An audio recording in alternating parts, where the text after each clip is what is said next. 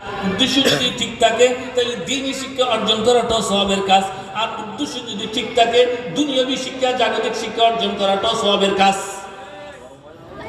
কোনটাও গুনার কাজ নয়, উদ্দেশ্য ঠিক থাকতে হবে। আর উদ্দেশ্য যদি ঠিক না থাকে তো কোরআন হাদিস শিক্ষাটাও গুনার কাজ। উদ্দেশ্য যদি ঠিক না থাকে তাহলে জাগতিক শিক্ষা অর্জন করা এটাও গুনার কাজ, দুটোটাই গুনার কাজ। উদ্দেশ্য ঠিক থাকবে তো এটাও সওয়াবের কাজ, এটাও সওয়াবের কাজ। কোরআন শিখাও সওয়াবের কাজ, ডাক্তারি হওয়াটাও সওয়াবের কাজ। উদ্দেশ্য কি? কোরআন হাদিস শিখার উদ্দেশ্য, এক নম্বর উদ্দেশ্য হইল কোরআন হাদিস শিখিয়া নিজেকে পরিশুদ্ধ করা, নিজেকে সুন্নত মোতাবেক তৈরি করে নিয়ে আসা এক।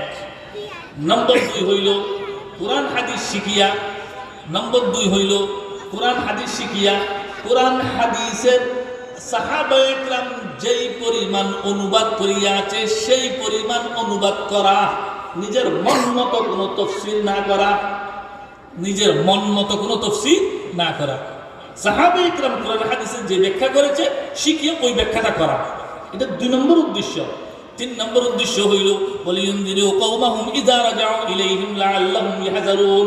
ওই আলেম কোরআন হাদিস শিখিয়া এক নম্বরে নিজেকে ঠিক করিয়া নেবে, ওই আলেম কোরআন হাদিস শিখিয়া দুই নম্বরে সাহাবায়ে কেরাম কোরআন হাদিসের যে ব্যাখ্যা